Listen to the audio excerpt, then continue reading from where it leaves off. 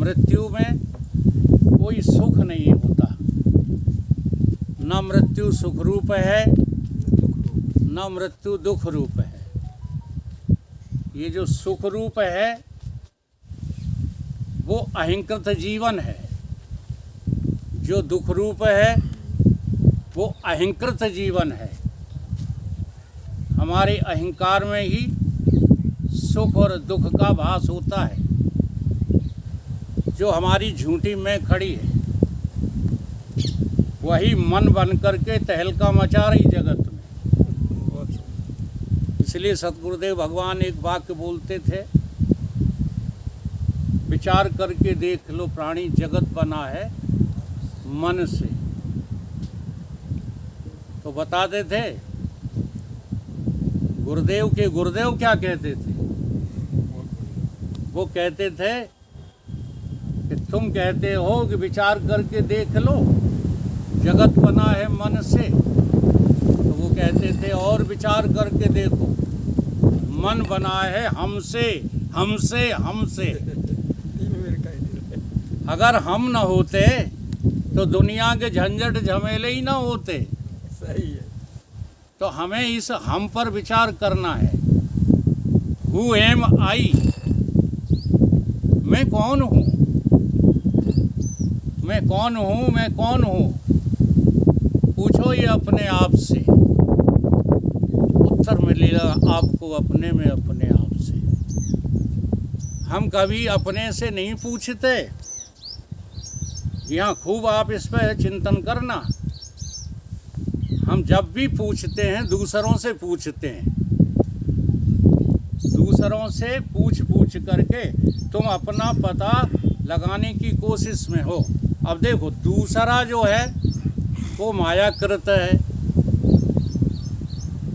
माया का बनाया हुआ होता है दूसरा। माया की पहचान ही है जो हमको भुलाकर किसी अन्य को खड़ा कर दे, उसी का नाम माया है। अब उस माया के खड़े किए हुए अस्तित्व से तुम पूछते हो कि तुम बताओ कि मैं कौन हूँ। तो माया झूठी, माया का जो खड़ा हुआ जो माया से उपजा है वो माया का पुत्र भी झूठा। अब दोनों मैया जो है और बेटा झूठे। हमने एक दिन जो है ये सूत्र रखा था, खूब आप लोग विचार नहीं करते। कबीर बाबा का है वो, देखो निकला जा रहा है।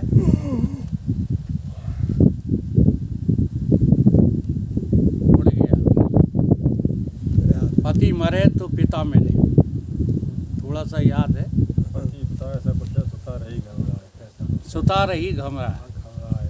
हाँ, पति मरे तो पिता, देखो जला तो आगे ध्यान।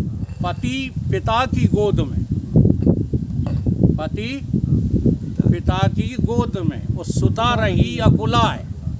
जरा ध्यान देना एक एक बात पर। पति कहाँ है? पिता के मुंह में। पति पिता की गोद में सुता रही अकुलाए, और पिता मरे तो पति मिले, क्वारोपन मिट जाए। कौन मरे? पिता। कबीर बाबा बहुत गहरे हैं।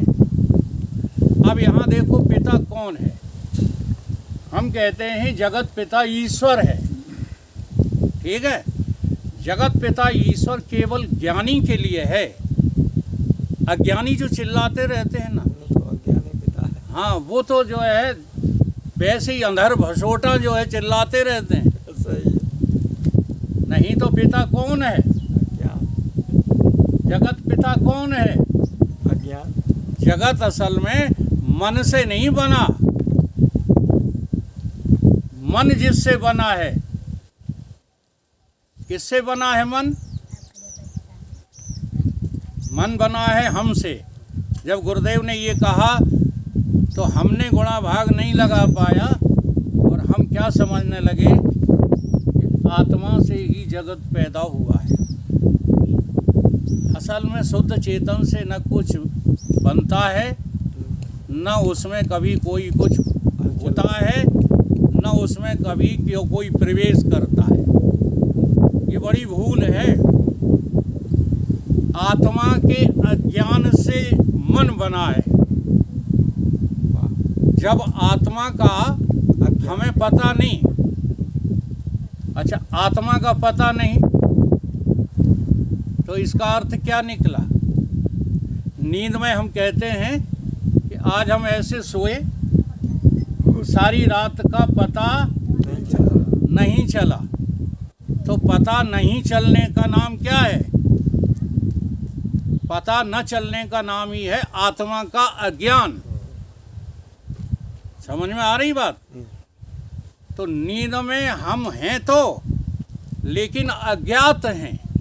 अज्ञात उस जगह पर हमको जगत का बीज, जगत के बीज का तो जागृत में अनुभव होता है, लेकिन जगदीश का पता नहीं चलता। जगदीश का पता कभी नींद में नहीं चलेगा, सपने में नहीं चलेगा। जब चलेगा तब जागृति में गुरु के ज्ञान के द्वारा चलेगा। अगर गुरुदेव की कृपा नहीं है तो लाख कोशिश करना, तुम पढ़ पढ़ करके जो है, पढ़ पढ़ के पत्थरा भये, लिख लिख हो गई ईंट। नारायण जब पढ़े से तनिक नौ चढ़ी आत्मा की छींट, तनक भी तुमको कुछ पता नहीं लग पाएगा। वेद शास्त्र चाहे जितने पढ़ लेना, रट लेना, बस यही तो गुरुदेव की आवश्यकता होती है। देखो कितनी बड़ी कृपा। इस कृपा को जब हम अनुभूत करते हैं ना, जैसे अभी देवी जी ने कहा, हाँ, तो रोंगटे खड़े हो जाते हैं। अगर गुरुदेव जीवन में ना आए होते तो आपने जो है सुन रखी होंगी अखबारों में खबरें कि 70 साल का व्यक्ति जो है लटक के मर गया। उन्हीं में गिनती हमारी होती। क्यों? ये बात भी जरा ध्यान देना है। सही। जिनको जगत में सुख भासने लगता है, थोड़ी थोड़ी सी चीज में सुख अनुभव करने लगते हैं, उनको तो जगत में चैन मिल जाता है। कहते हैं ना, हमने आप ही लोगों को बातें करते सुना, हमारे पास पैसा ही गजू कमी नहीं है। कहते हो कि नहीं कहते? सही। बेटा ये बहुत बड़ा धोखा है। पैसा नहीं, तू ही करता। जब आफत पड़ती है तब सारे पैसे धरे रह जाते। जी हाँ, डुबाने के लिए होते हैं ये। और आज हम क्या बताएं, इतना बड़ा जो है पीड़ा होती है हृदय को कि गृहस्थ तो गृहस्थ, साधु भी सबके सब अज्ञानी होकर पैसे के पीछे पड़े। हाय पैसा, हाय पैसा। क्या होता है पैसा? इस पैसे ने कभी किसी को सुखी नहीं किया। तो यदि गुरुदेव जीवन में नहीं आते तो जगत से तो हमें अरुचि हो ही चुकी थी। बहुत विचित्र बात है। जगत से तुमको पीड़ा मिले, जगत तुमको ठुकरा दे, दुनिया वाले तुम्हें 2 पैसे में पूछे नहीं, और गुरु शास्त्र के ज्ञान का तुम्हें बोध ना हो, तो बताओ क्या करोगे? क्या मन नहीं पड़े सिवाय फांसी लगाने के, नदी में डूबने के। हाँ, ये बात नहीं है जो आप गहराई से सोच रहे होगे तो क्या सब फांसी लगा के मर गए? नहीं, लोगों को थोड़े से ही धन आ जाने पर, थोड़ी ही मान प्रतिष्ठा मिल जाने पर केवल इतनी पीठ ठोक दो कि बेटा तुम्हारे पिताजी तो भूखों मर गए, लेकिन तुमने बड़ी मेहनत करके 2 पैसे खड़े कर लिए। जीने की जो है उनकी सीढ़ी शुरू हो जाती है। कहाँ जी रहे हो? ये पैसा, ये शोहरत, ये इज्जत तुम्हें कब तक झिलाएगी? तो हमारे कहना का अभिप्राय यहाँ ये है, हमारे सिसोदिया जी के प्रश्न के उत्तर में, कि मौत के बाद दुख क्यों नहीं है? मौत तक तो दुख है, क्योंकि मौत ना आए इसके लिए हम प्रयत्नशील रहते हैं। और उन प्रयत्नों में कोई कमी रहती तो हम दुखी हो जाते हैं।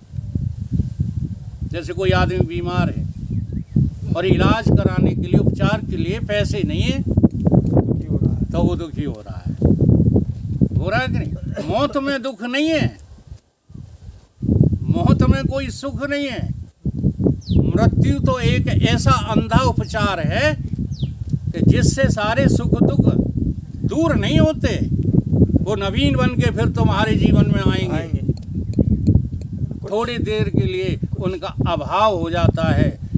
जैसे नींद जगत का अभाव है, ऐसे ही मौत भी थोड़ा अधिक देर के लिए जगत का अब यदि मानुष योनि में आए तो 9 महीने, और किसी योनि में गए तो 3 महीने, और छोटी योनि में गए तो 1 आध दिन। हाँ, ऐसा ही करीब थोड़े देर के लिए जगत का अभाव होता है मौत में। हमेशा के लिए मौत में जगत का अभाव नहीं है। नहीं होता है। जगत का स्थायी अभाव तो केवल आत्मा के ज्ञान से ही है। होता है निर्मोह। इसलिए आप आत्मा को अज्ञात होकर के कौन बन गए हो? आत्मा को आप भूले, आप बन गए हो अहंकार।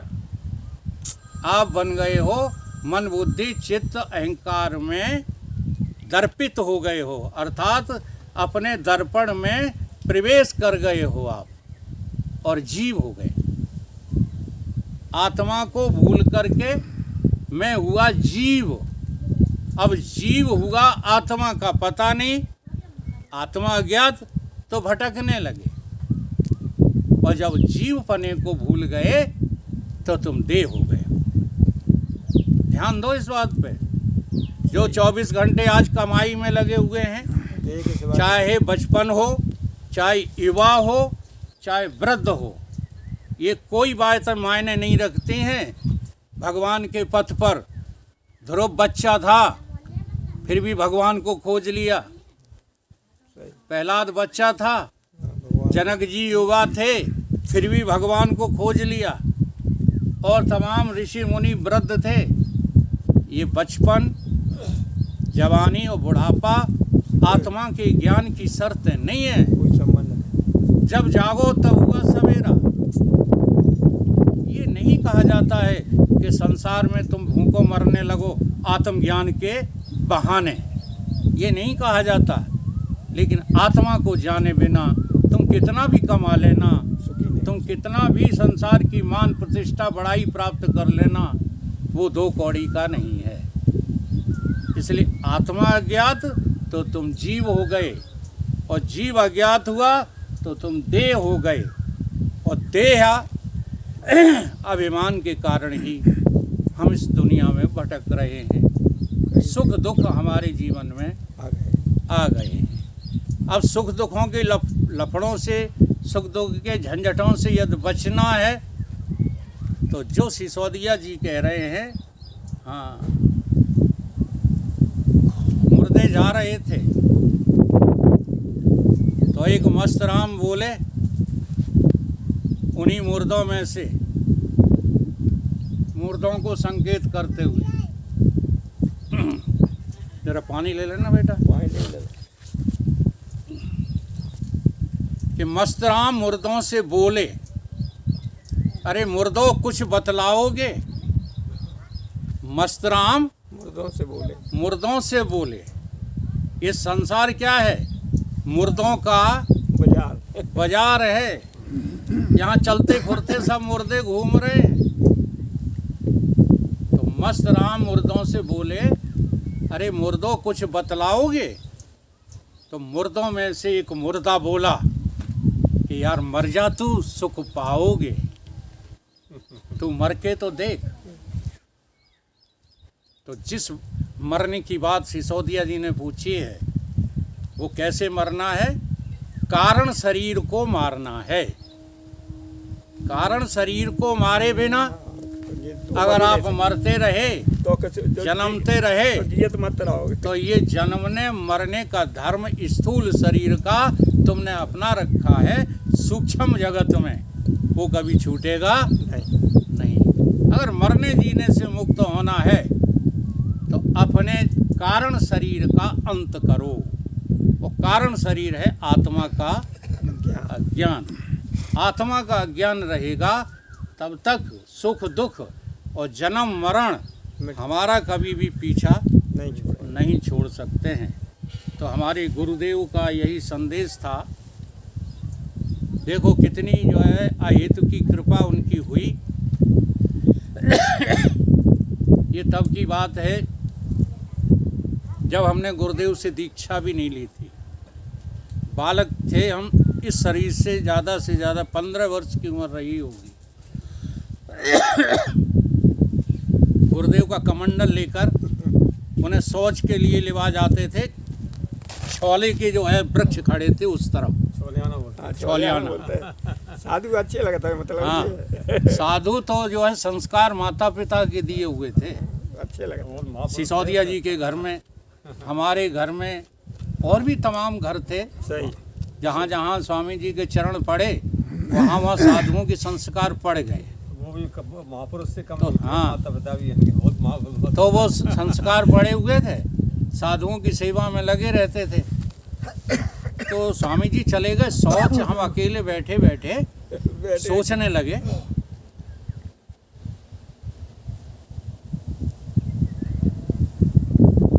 कि जीवन तो स्वामी जी का है, हम गृहस्थों का जीवन तो बेकार है। ये निर्द्वंद है। तो एकदम जो है अंतःकरण से प्रश्न उठ गया और वो स्वामी जी से उठा। देखो बालकपने के प्रश्न जो है कितने लाभदायक होते हैं कि आज जो है जीवन चमन हो गया।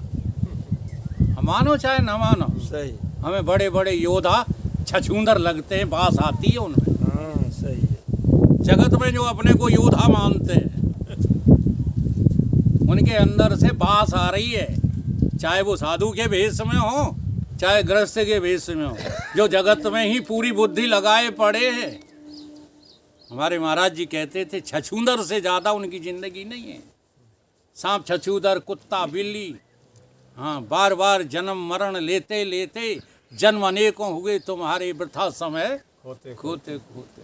अब तो चेत अचेत अभागे मत कर टालम टोल पुजरिया, अब तो आंखें ये हमारे गुरुदेव के वचन थे। तो हमने कहा गुरुदेव अपनी शरण में ले लो, हम आपकी लंगोटी साफ करते रहेंगे, कमंडल धोते रहेंगे, हमें गृहस्थ जीवन थोड़ा अच्छा नहीं लग रहा। तो इतने जोड़ की डांटा उन्होंने। आज भी मुझे याद है, कोई बेईमान साधु होता ना हाँ तो सही तो कहता है अच्छा चेला मिल रहा है, पढ़ो लिखो। पढ़ा लिखा और चलो इसको ले चलो। बहुत बुरी तरह डांटा। उन्होंने कहा माता पिता की आज्ञा के विपरीत चलना अधर्म होता है। माता पिता की सेवा करो, संतों की सेवा करो, सतगुरुओं की सेवा करो, और तुम्हें कुछ जो है भूल होती है तो हम हैं बताने के लिए। तब उन्होंने अपना जीवन पूरा सुनाया और कहा देखो ऐसा कोई साधु आज कह नहीं पाता है। उन्होंने कहा कि लल्ला अगर हमको पता होता कि भगवान कैसे मिलते हैं तो ये बिजूका से जो हम बने फिर रहे हैं ये कभी ना बनते। साफ साफ कहा उन्होंने। आज मेरी सबको राय है, एक स्थिति होती है संन्यास लेने की और वो स्थिति होती है शादी से पूर्व, ठीक है, बाल बच्चों से पूर्व होती है बहिर्सन्यास की। अब बुढ़ापे में जो संन्यास लेते हैं उनका तो जीवन बिगड़ जाता है। क्यों बिगड़ जाता है वो देख लो। आज आप पालन कर नहीं पाते। गुरुदेव ने कहा कि 12 साल तक घर में मत जाना, वे 12 दिन नहीं रुक पाए, घर में घुसे। अब जो गुरु आज्ञा का पालन नहीं हो रहा वो संन्यास है। फिर चलते समय गुरुदेव ने ये भी कहा, ये बातें छिपती नहीं विजयानंद जी से, कि मेरी नाक मत कटवा देना, और उनने देरी नहीं की, नाक ही कटवाए रहे। तो ये जो है वृद्ध अवस्था में संन्यास नहीं, तो क्या तो वास्तविक संन्यास है उसको समझ लो। अपने भीतर उस चेतना को जगाओ, जिस चेतना में जरा हमें इस बात का जवाब दो, ये आकाश जो आपको दिख रहा है इस आकाश में बवंडर आ जाता है, आंधियाँ तूफान आ जाते हैं, तो आकाश का रंग बदल जाता है कि नहीं? नहीं बदल जाता है। बदल गया तो बेस लगा तो आकाश आवृत हो जाता है, लेकिन कितनी देर के लिए, कितने काल के लिए, कितने देश में? थोड़ी देर में, थोड़ी देश में, हाँ, थोड़ी देश में, थोड़े काल के लिए, थोड़ी देर के लिए, है ना? और फिर आकाश साफ का साफ ऐसा साफ। इसी तरह तुम्हारी आत्मा आकाश से भी अधिक व्यापक है। तो अपनी आत्मा में यदि तुम जो है जीने की चेष्टा करो, तो हमें बता दो कि दुकान, मकान, घर आदि, पुत्र पुत्रियों से तुम्हारा क्या संबंध है? बता दो। सही है, कुछ नहीं। आँख मुझी तुम करना। आकाश के तुल्य अपनी आत्मा में जीना सीखो। भले ही अभी बोध नहीं हो पा रहा है, लेकिन आकाशवत आत्मा है, ये सुनते तो हो। सुनते हैं व्यापक। तो बताओ, हमारी आत्मा को कौन आवृत कर सकता है? कोई नहीं। बस जो आवरण चढ़ा हुआ है उसको सुलझाने में हम देरी कर रहे हैं। इसलिए देरी लगाना महामूढ़ता है। और देखो, अपनी जिद न करो, नहीं तो नरक के द्वार खुले पड़े हैं। अगर आप देरी करोगे अपने आप को समझने की, हम आप जो हैं आत्मज्ञान से पूर्व भी जगत के संबंधी हैं ही नहीं। थोड़ा सा ख्याल तो किया करो। जागृत में तुम शरीर के टच में हो, ठीक है? स्वप्न में तुम शरीर के टच में हो, नींद में और मृत्यु में, बिल्कुल बेहोशी में तुम शरीर के टच में हो। बोलो, नहीं हो तो क्या हो नहीं? हाँ है। तो फिर किसके टच में हो उस समय? अपनी अपने ही आत्मा के टच में हो। इसलिए आप आत्मा की संबंधी हो। आत्मा ही आपका विषय है, आत्मा ही आपका प्रयोजन है, और आत्मा को पाना ही आपका अधिकार है। इसलिए हमारे गुरुदेव का डंके का एक उपदेश था कि वेदांत सिद्धांत निरुक्त रेखा ब्रह्म जीवन सकलम जगच्च अखंड रूप स्थिति एवं मोक्षो ब्रह्मो अद्वितीयो श्रुतियो प्रमाणम। सारी श्रुतियाँ कह रही हैं कि तुम अखंड आत्मा हो, तुम अजर अमर जीव आत्मा हो, तुम्हारा कभी अंत नहीं होगा। ये सोच करके व्यवहार जगत का त्याग करो। नहीं, ये सुन करके बहुत से लोग बड़ा अभिमान को प्राप्त हो जाते हैं। हम आत्मा हैं, कोड़े हाँ, करो सब कुछ, यही सब जो कोड़ो भूत चढ़े बैठे। नहीं, अगर गुरु की बात का विश्वास है, तुम आत्मा हो, तो सबसे पहले व्यवहार छोड़ दो। व्यवहार जो अच्छा लगता है ना, ये आत्मा की तरफ प्रेरणा नहीं करता, ये तो तुम्हें नरक की ओर जाने के लिए प्रेरित करता है। इसलिए गुरुदेव की पुण्यतिथि पर आज हम सब लोगों को यही हाथ जोड़ करके विनती करते हैं। यही हमारे गुरुदेव का संदेश है कि जगत में रहो भले, ये देह के नाते तुम जगत को समर्पित बने रहो, लेकिन आत्मा के नाते जगत से हमारा कोई नाता नहीं है। बोलिए सतगुरुदेव।